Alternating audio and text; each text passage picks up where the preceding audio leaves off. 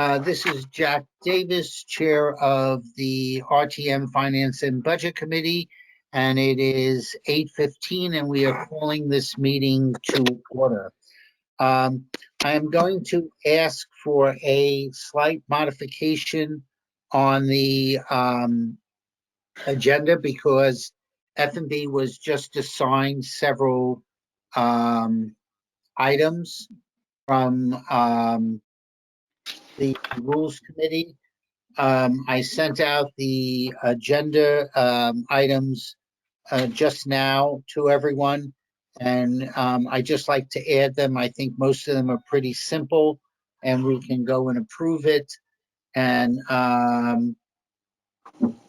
move forward on these. So do I have approval to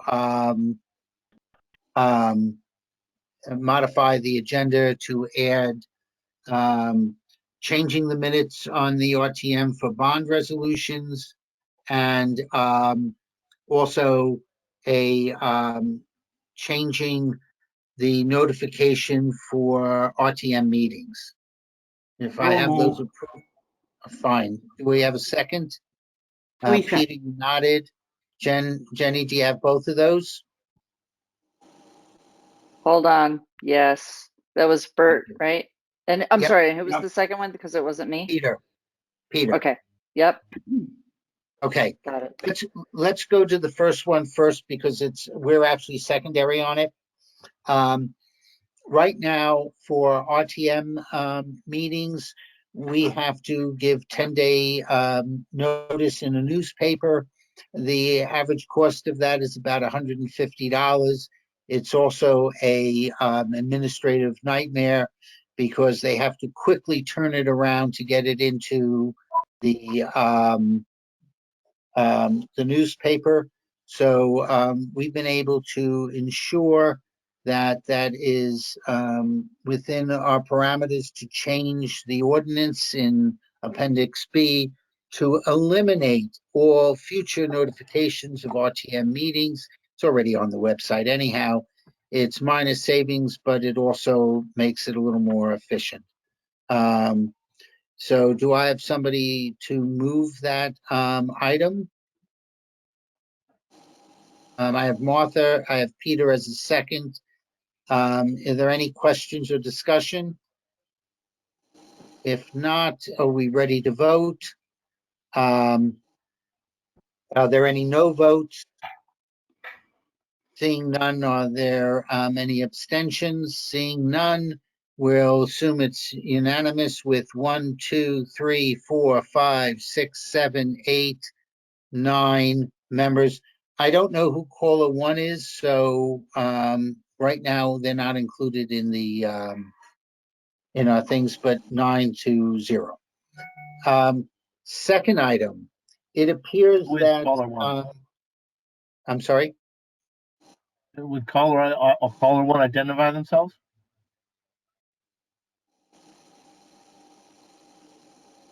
Apparently not.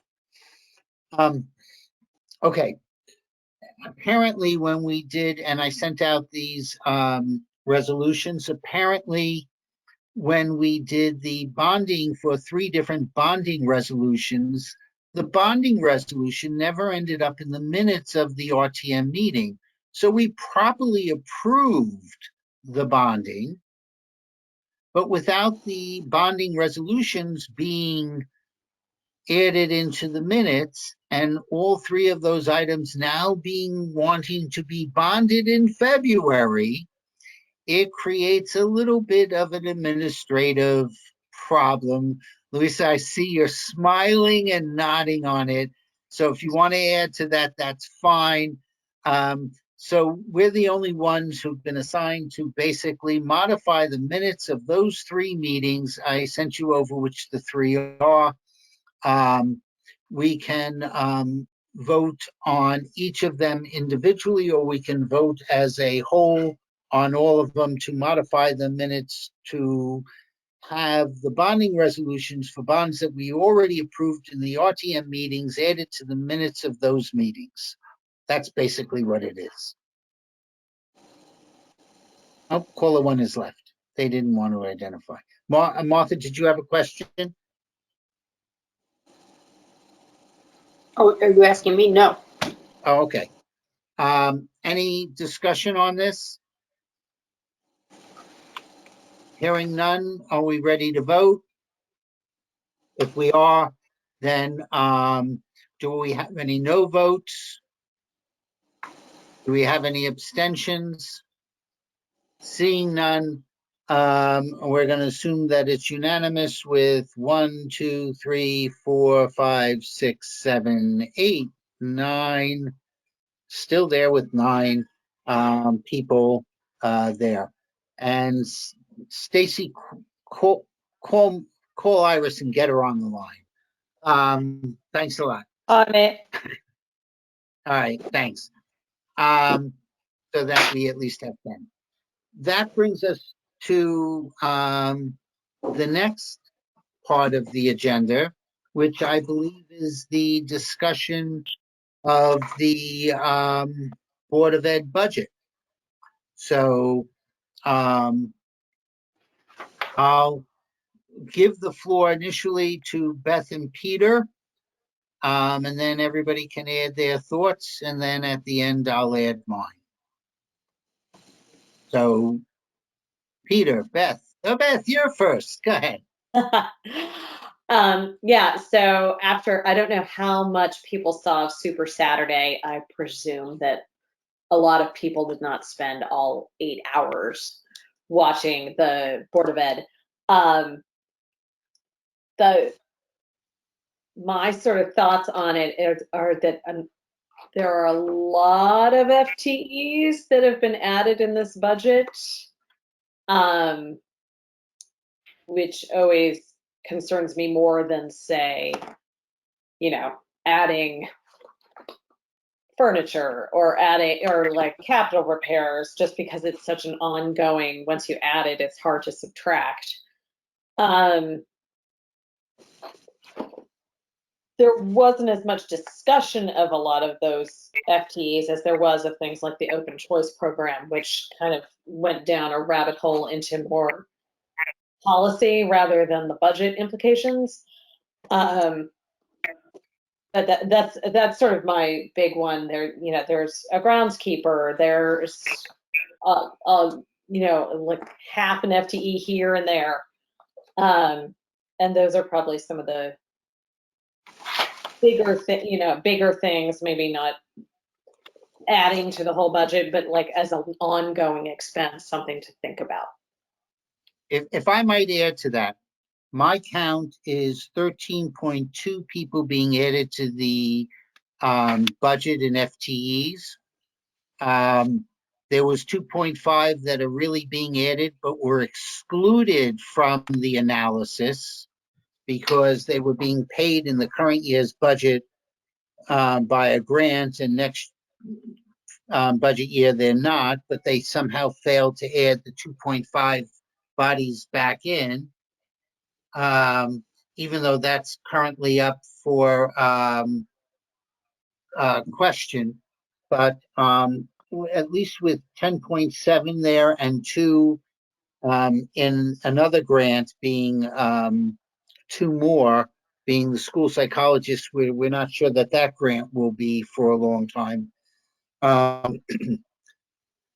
There was more discussion on open choice financials, which even in a back of an envelope is much less cost over the next 10 years than adding these FTEs fully loaded by the Board of Ed, which I found to be, that just had me gobsmacked, with some minor exceptions. So when it's my turn, I'll go into the detail of what I'm going to recommend that we're asking for. Okay. Jack stealing a little bit of my thunder, but again, I thought there was a discrepancy in the amount of time and effort spent on questioning the cost of the open choice program versus the costs of most of these FTEs. I was also wondering why, and I apologize for maybe I should have raised this more specifically during the meeting. We seem to have deviated from the capital prioritization procedure, which has been, I think, something that's been done in most of the past years that I've been involved in this. So I was wondering, I think we need to ask, can we get, what's a level 1, what's a level 2, what's a level 3 priority on capital items, especially when it comes to things like, groundskeeping, etc. Not that I'm not anti-groundskeeping, but things like that. Just what has to be done now. What can be deferred without compromising quality. I'd like to see one question with 13.2 FTEs being added. How does that compare to past years? Have any of these additions, do they constitute deferments from prior budgets? I mean, those are really the main things there. I have to say that, as a matter of common sense, the open choice program, the real analysis here is what's the marginal cost of adding a handful of kids to our schools when they're not going to be adding additional teachers or creating additional sections. As a matter of common sense, it would seem to be a quite minuscule marginal cost. And I was frankly,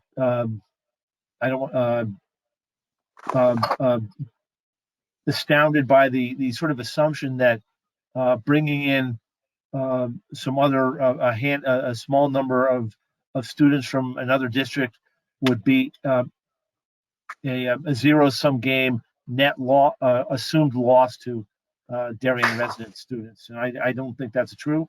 If you can prove me wrong, I'll listen to the argument, but I don't think that's true at all. So those are my brief comments. And also the fact that they are not going to Royal, which is the one that has the less amount of students per classroom. So they are being the open choice are going to Hindley, to all the other schools except Royal. And still I question why, when again, the classes are smaller, but it just said that it was because that was the way that it was the vote in the Board of Ed. Louisa, I agree with you. It was going to break sections so that they would have to add a teacher.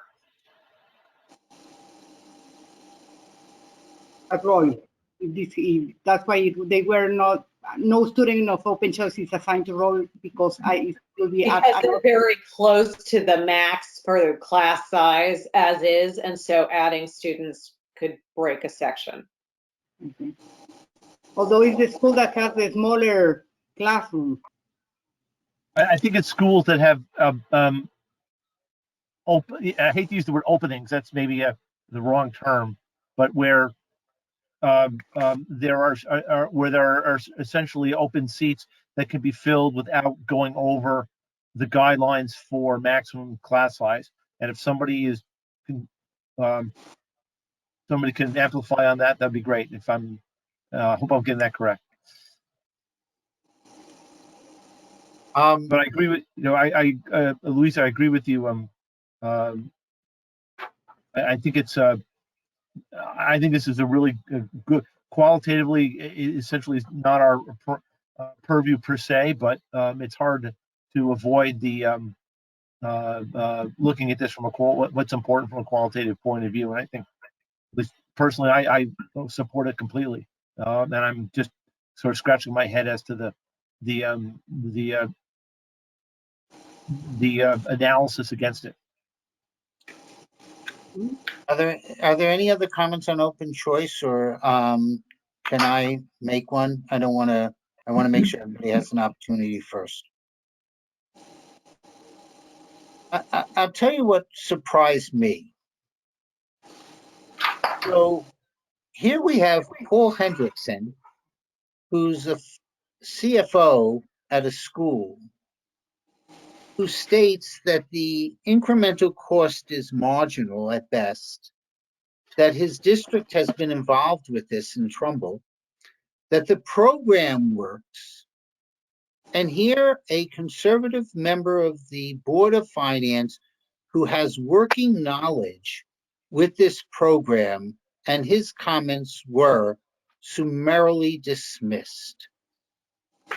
So I wonder what's really going on here with what's being questioned.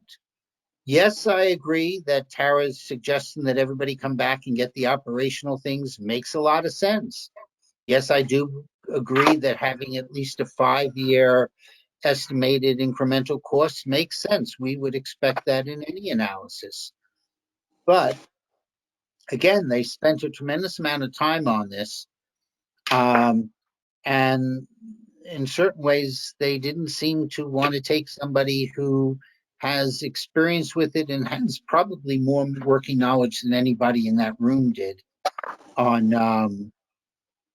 what the costs are. But I think that that's a comment that we should be make when we report back to them. Are there other comments on the Board of Ed budget?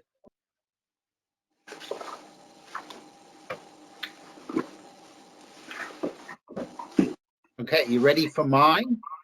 Jack, I just want to ask a question of you and Beth, since we were there for the meeting. I don't have a recollection, but do you have at least an impression of those FTEs? How many of those FTEs were directly dealing with in-class education? I have to go back and look, but I think that's a you gotta question we'd like remember to ask. it's already there. It's already there. We just need to go and pull it out. But I would say that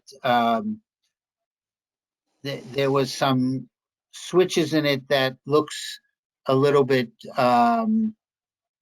off, and we maybe I'll go with the last one first, because when I first looked at the numbers and I saw the change in health, my comment, as I wrote down for myself, was, as a former Big 8 accountant and one who taught advanced cost accounting at the American Manager Association, consolidating all nurses in RC 17 versus accounting for nurses assigned by an IEP in RC 24 fails on both cost accounting and transparency issues. It's just generalizing things, and I don't see any accounting rationale for doing it. And it's just, it's their budget, they can do what they want, but it's as if they're making things more and more general and hiding more and more information. And I find that personally objectionable. So I did a little bit more detail on what I'd like to ask for on this, and we can all put it together. But the additional FTEs are greater than suggested in the budget, in my opinion. I'll also add, and this is not, my parents were union employees, so I'm not anti-union, but once you add a union job, you're never getting that union job out. I'm online. Sorry, we have a little dog issue. I just think that the overall, there were several FTE additions that just weren't supported, and when they were challenged, and we didn't like, we shot holes in the first part of their analysis, they just threw some more spaghetti against the wall to see if it stuck. On the custodian in Ox Ridge, I'd like to find out what the square footage currently is for what the custodian does. It's my understanding that the whole school isn't going to be open in the next fiscal year. Remember, only the educational parts. So they may be actually having less square footage next year than what they're maintaining this year. And so I'd like to know why we need to add a custodian at this time when you actually have less square footage. The fact that you have a new school, I don't care. This is a square footage issue. On the groundskeeper, initially it was said that they're taking 3 seatings, and that does not equate to the $100,000 fully loaded. The next thing when we asked that was, well, we didn't increase the groundskeeper budget by 5%, we kept it flat, but historically it hasn't been going up by 5% a year. So that didn't substantiate the need. And therefore, can we have an accounting of what you're spending on groundskeeping this year and what you intend to spend by vendor and what they're doing? I mean, let's start getting into the detail if they're just giving us BS. And lastly, it's not too difficult to figure that if this is just cleaning up the grounds, paying people 2 hours of overtime to do that over 200 school days is equal to 400 days. Even at time and a half, that brings it to 600 days, which is far less than the days that we pay somebody during the course of a year. So I'm sorry, that's 600 hours rather, which is much less than the typical 2,000 hours that people are paid during the course of the year. Paying somebody overtime to accomplish the same tasks and continuing to do seating is much better. Plus, we're not adding another body. This is about $70 to $100 million of incremental costs that they're adding to our budget over the next 10 to 20 years on these. For the tech at the Middlesex, it was mentioned that repairs of $40,000 for a half a year, but it wasn't a breakdown between what the repairs were for Middlesex versus Darien High School versus the elementary school on what's going on. As was raised by Dennis, the ratio using other DURGs is not relevant if Darien's technology system is set up differently than those other DURGs. Until we understand what they're doing, comparing to what we're doing there is just meaningless at the best.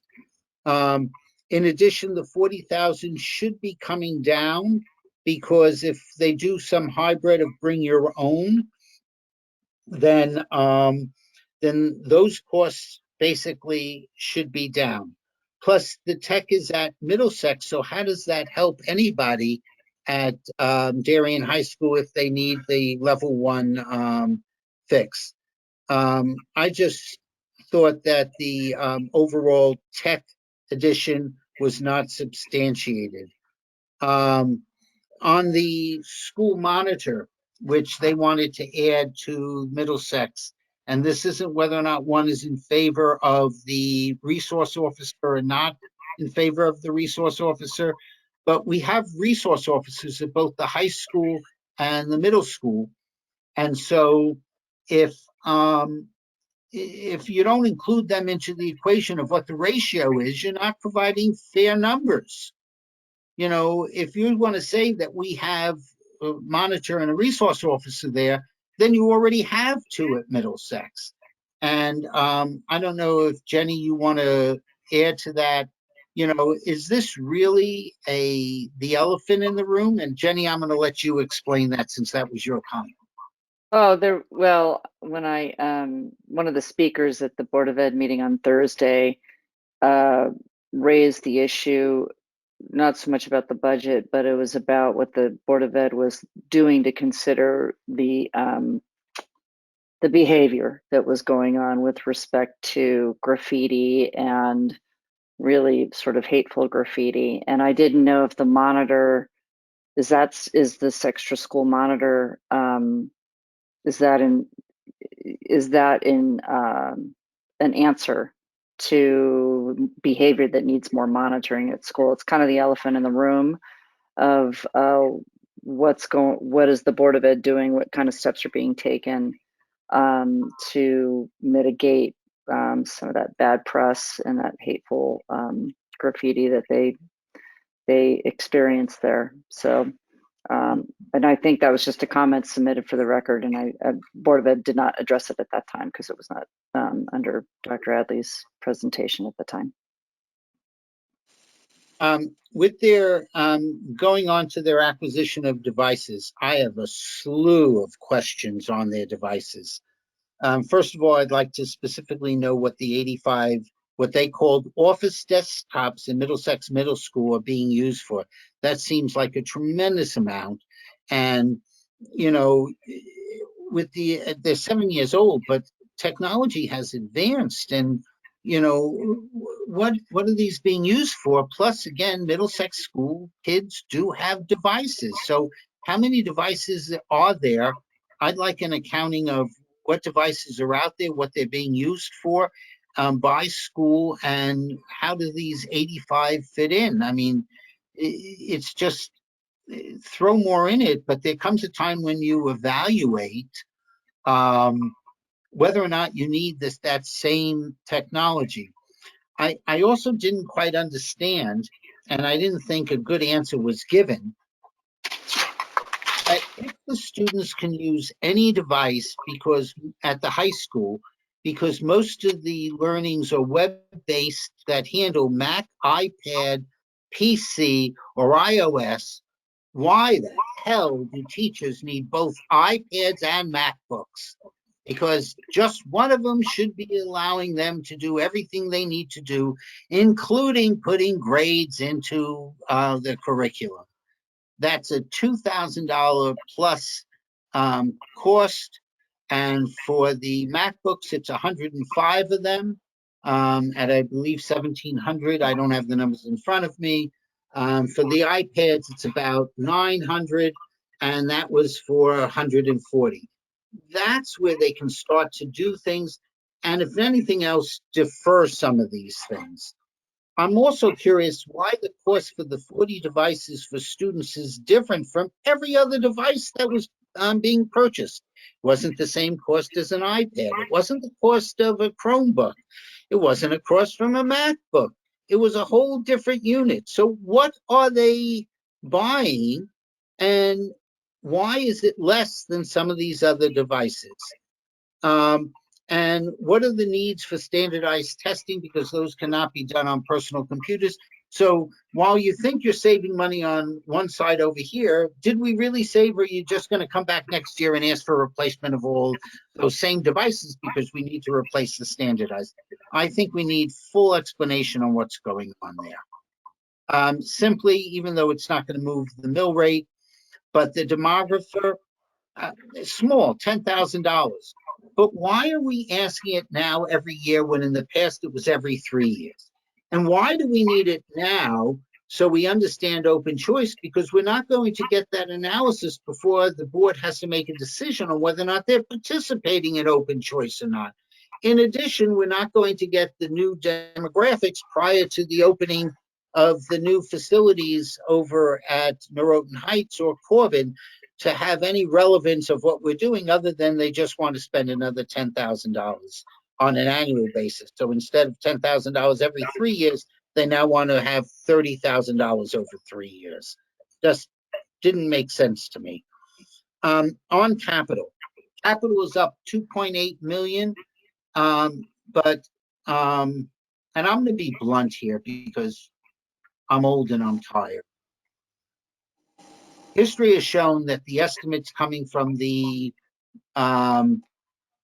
Board of Ed on capital estimates are bad, plain and simple.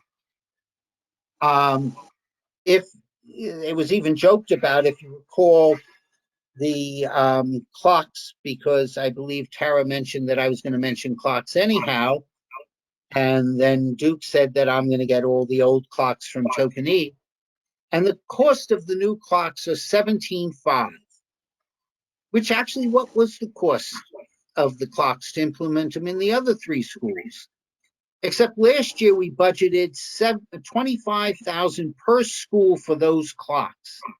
That's $7,500 over what the actual cost was for those clocks, or almost $25,000. Now that doesn't sound like a lot, other than it's about a third of a mill rate. And then it goes into the capital reserve and sits there, or they're reallocating it for another project that they estimated bad.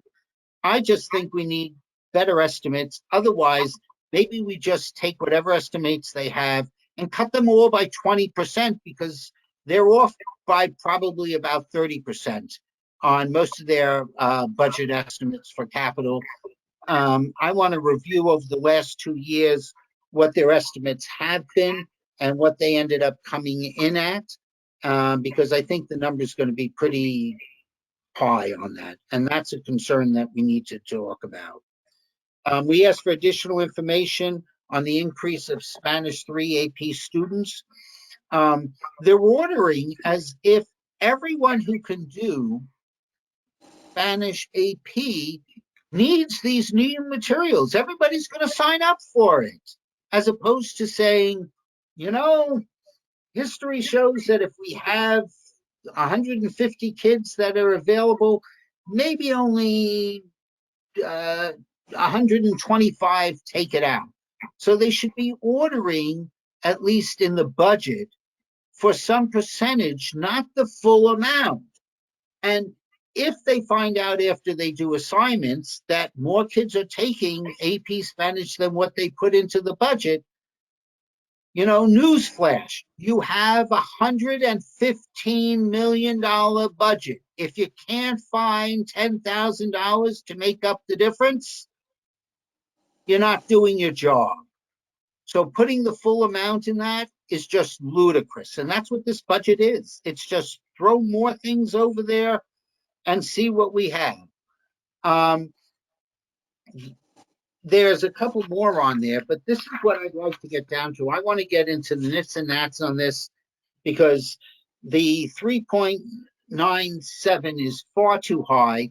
I think the presentation is a shell game, saying that salaries went up by 2.15% and which call it health services are up by 9%. Is just inaccurate. Now, the budget has it going up by 9%, but if I'm not mistaken, they said we're capped at 6%, which means the other 3% is because we've added 10.5 new bodies into this budget. So I think it should say, here's the salaries for our baseline, here's our turnover ratio, here's our health care for our existing teachers, and here's what the 10.5 actually cost us, including fully loaded for benefits and for salaries. And I think that's going to be about 1% of the increase to this overall budget, which I think puts it into a different light. I was just very disappointed. There's not too many new initiatives. And if you're listening to most of what we're challenging, I don't think any of it is affecting the quality or the delivery of education to our students. What it is just a massive increase. I mean, a quick 2-year increase on this budget is almost 8%. And if I go back more, it's even more than that. That's not sustainable. In this town, last year, we paid for $3 million of our budget by using some of the funds from the cleanup of the reserve fund for capital non-recurring expenses that we've been pushing for years, as well as bonding. Those monies don't exist this year. So that's $3 million, and there's just 2.8 in capital from the Board of Ed this year. And that's not counting anything that might be coming from the town side. Debt service is going to be basically flat. If you're adding, $3 to $4 million, even if our grand list goes up by 1%, and I'm not sure that it's going up by 1% because some of the buildings have come down and lost value during the time of construction before we have reassessed full value to it, that only adds $1 million back to our taxes. I mean, I don't understand, and I'm sure that the Board of Finance might have some comments on this, but unless we're playing more shell games by doing big drawdowns on our general funds in order to keep our budget low and bonding virtually everything we can when we have some major bonding projects coming in with the new schools and the reimagined libraries and anything else that's going on the town side. This is just not good finance. You can't be taking from the reserve fund one year, from the general fund the next year, as opposed to saying, let's come in with a real good substantiated budget. So those are my comments on it. And, you know, I don't mean to be, and I was there for all 8 hours of it, but there was some good discussions there. There was some good commentary by some of the board members. But I think that there's a lot of information that we need to put together and then review before we go back to the bed and give our initial opinions and ask for additional information. So that's my actually 26 cents, since it's more than 2. Comments? Yeah, Jack, I get the impression that this is a typical situation early in the budget cycle where the proposer really recognizes that eventually these will not be the numbers. And so it starts with 3.97 or whatever it starts with. It's almost like a piece of clothing that costs $99.99. It's so close to the next big number. But anyway, so that we can expect some of this is going to be coming back and the Board of Finance and we will be able to get it down some. And I think the best way to do that is to ask for substantiation. As far as the medical professionals is concerned, we will ask for and we need to ask for the job descriptions. What are these people going to do exactly? And maybe even the job description for the people that are doing it right now. And how has the staff to go up by so much? We need to understand that. That's my comment. As well as schedules. And Bert, I'm glad that you have as much confidence as you do that these numbers are coming down. I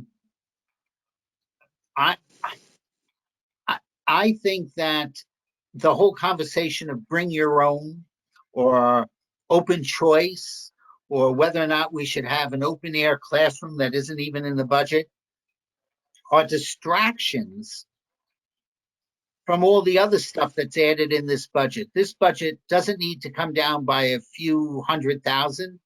This budget needs to be down by more than $1 million. And just by going through the FTEs and some of the other capital that they're, the equipment that they're requesting, and that's not even getting into some of the new software in that, I think $1 million's easily found without affecting, again, the education quality and the delivery of the students. And I just don't have the same confidence you do, unless we're pointing out what we think needs to be adjusted. I'm working with the Board of Finance and others on this as well. But yes, I think that this, I'm not just going to rely on them on this one. Go ahead, Jim. Yeah, I think the major drivers that I see are the really understanding what the FTE cost is, and being very cognizant and sensitive to, when the Board of Ed wants to contemplate adding an FTE, what that really does. It whipsaws the budget into a different trajectory. So just being able to understand that, I'm sure they do. I'm looking, I don't know what that is. I only know what the comment was from what you said in the meeting. And I know John Zagrazzi had mentioned what an FTE costs this town. But the other thing is the health cost and what's driving the big increases. And I know we raised that question and on Thursday, or no, it was on Super Saturday. And I know the answer, it's not necessarily COVID related, but it's not just this year. what can, you know, controlling healthcare costs for this size of an operation is going to be really critical. And I know that, you know, a couple of years ago when I first came on the RTM, I recall our Dr. Adley mentioning an idea of like looking into prepaying healthcare costs or doing something to get control of those costs, because it seems like that's a big spike. And that's something that can't be sustainable next year. We can't see up 9% again next year, you know, and the following year. Otherwise, it's just going to be a runaway budget. So those to me are, you know, I agree with you.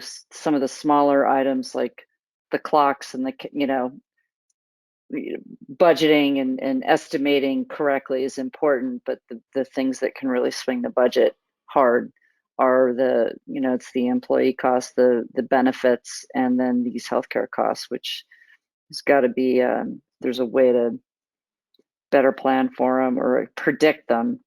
And I don't know what the answer is to that. So looking forward to learning more about that. Jenny, We- if I'm we- correct, sorry, if I'm correct, I hate that I'm hesitant to bring this up because, but I think they mentioned, the board mentioned, or someone in the administration mentioned that one of the reasons why there was a spike in healthcare costs had to do with one particular outlying situation. Again, because it's a particular thing, I don't want to really, I don't think it's fair to get into it.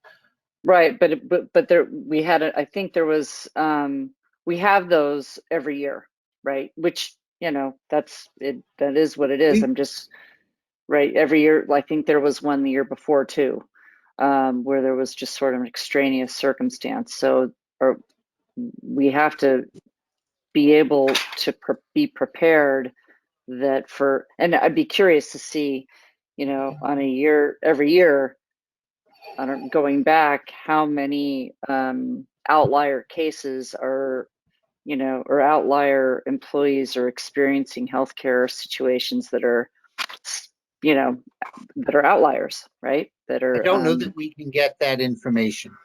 probably So, not. I don't think we should. I don't think we should. And No. I don't want to go down that rabbit hole, but I do want to Exactly. know how much of the increase in the healthcare is attributable to 10.5 new members.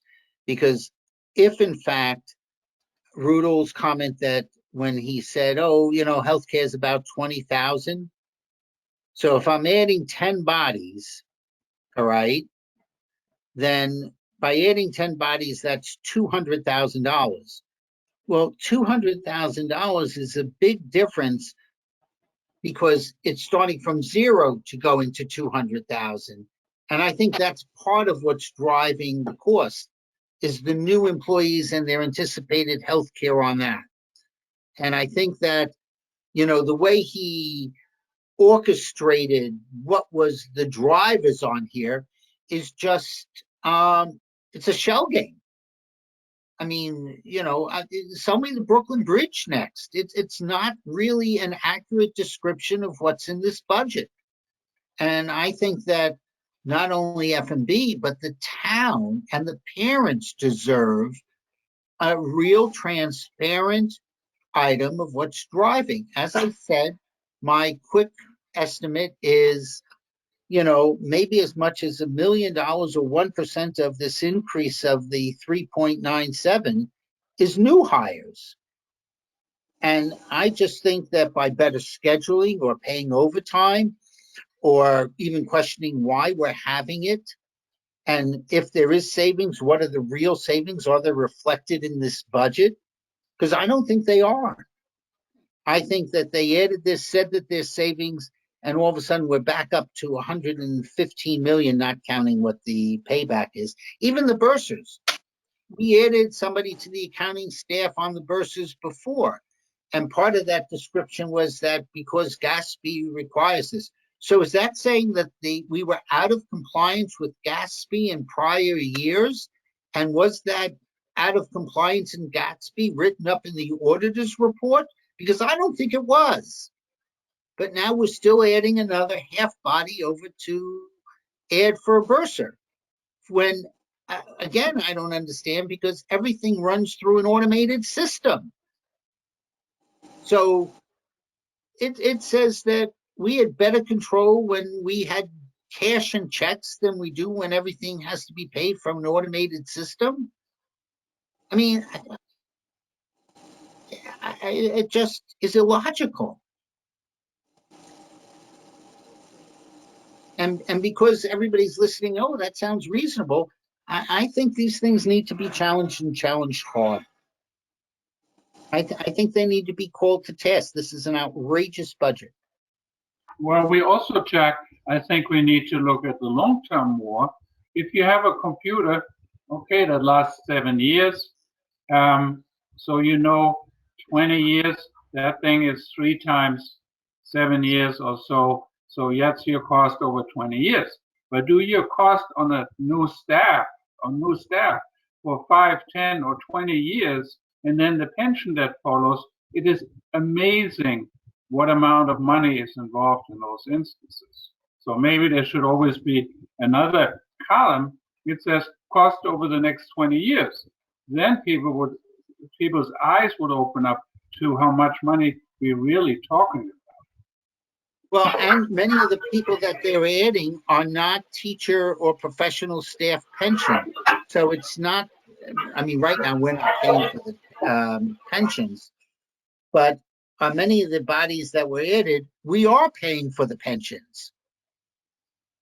So, because they're not professional staff. So that's a concern. That's why I asked for the fully loaded as opposed to just putting down, oh, it's $80,000. Well, it may be $100,000 because we're also paying for Social Security. We're paying for workman's compensation. We're paying for unemployment because there's turnover here. We're paying for healthcare. We're paying for pension costs. What's the fully loaded costs of these employees? So I think Dennis was getting on that as well. But I think that there's a lot of information that I would need to approve this budget personally. So let's see. Any other? So here's what I'd like to do. Let's put them all. Send whatever we have on your comments and other things. I already got some comments from Louisa. I got some from Barry. I forwarded them to Peter and Beth. And Peter, Beth, and I will try and put something together and send it out to everyone. I did negotiate that we are not responding tomorrow. Initially, we were, which is why we're having this meeting during the national championship game. I hope somebody at least knows what the score is. But I'm rooting against Alabama, even though I know he's a great coach. But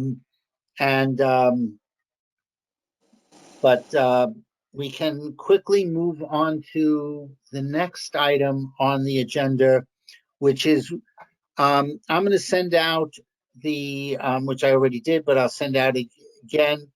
But I sent out the meeting schedule.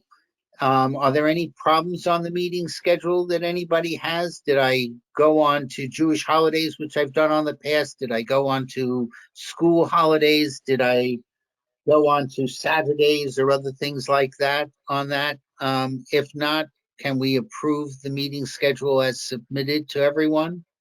Can I have a motion on that? Louisa, you're raising your hand. I'm going to take you. Mark, I'll take as a second. Okay. Are there any no's? Are there any yeses? All in favor? Aye. I'm not asking for abstentions. If you want to abstain, you can tell Jenny that you abstained in separate email, and we can move this along. I'm going to resend out the Board of Finance assignments. So I know some people want to return to what they're doing. They rejiggered some of the assignments this year. So on the schools are Rob Cordone, Taylor, and Alan. Paul is assigned elsewhere. There is debt. Louisa and Jenny, I think I'm assigning you and Bert to debt, since you have much better knowledge of it than I do. And that's not even in a debate. So I know, Jenny, you want to continue on Park and Rec.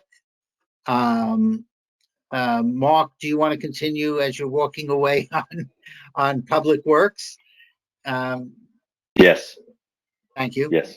Um, and anybody else for what you want to do, we can assign and go from there. Public Martha. Works. Public Works, Okay. I hear you.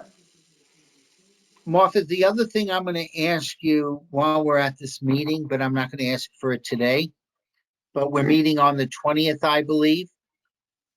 Can you give us an update on what's going on with ARPA? Yeah, not a whole Thank lot you. so far. We're just investigating, but maybe I'll have more. That's fine. I will tell you, I had a conversation with Kate, and I know Kate was just discussing all of the ARPA expenditures have to be approved by the RTM. So Right. how we get it delivered is up for discussion. So that's all I'm saying on there. Nothing was decided, but it could be in buckets. It could be for certain individual things.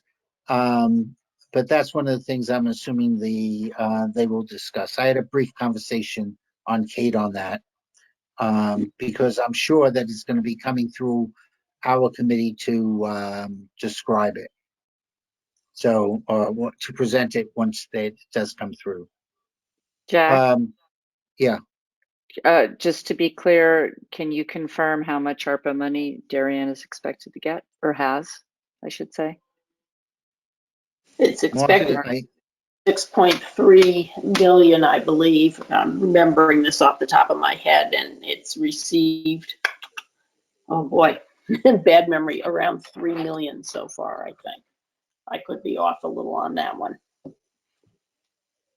Is there a deadline on how when we have to spend it this year? Yeah, you know what? I have to pull some notes out, but it's actually quite flexible. You have through at least a couple of years into the future in terms of the expenditures. And I think, you know what? I wish I had my notes here in front of me because I don't want to misquote it. It's for a variety of infrastructure, right? It's pretty liberal in the infrastructure. Yeah. it could be used for infrastructure, health, it can be used miscellaneous, for and human services. It's the and, three Can the categories we have. town, my understanding is the town can set up like a nonprofit, or not a nonprofit. They can set up they can use some of it for grant money for small businesses if they choose to. Is that right? there are a number of areas that you can use the money in. You know what? When I'm on the 20th, I will have a full. I didn't have to put Martha on the spot here. But I will say we're well represented. I wanted to get good news into the minutes. That's good news to get into the minutes. We've Right, received but the rest, we passed all this stuff. We've received 3.18 million so far, and we are expecting a total of 6.359. Let's see.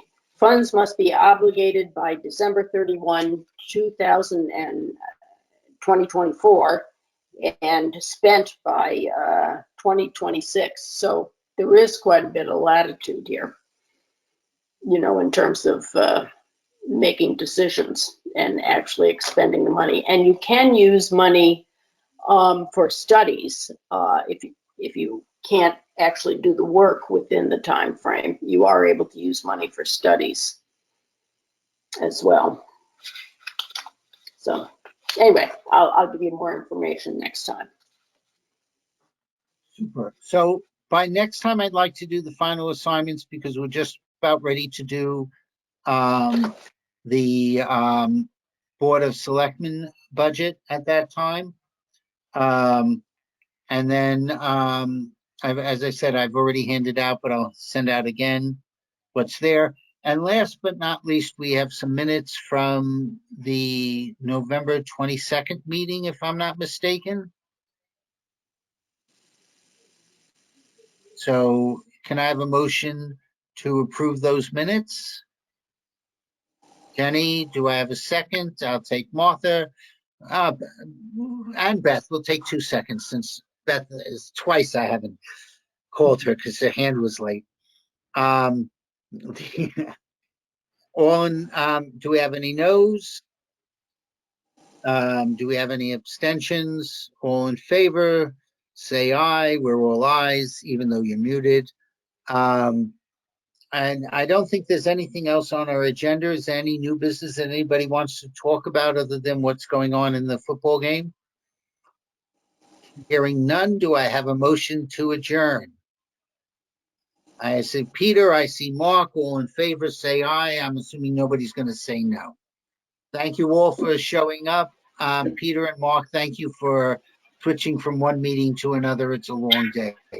Have a good evening, everyone. Be Thank you. safe, Thank you, stay Jack. healthy. Thank you. Bye all.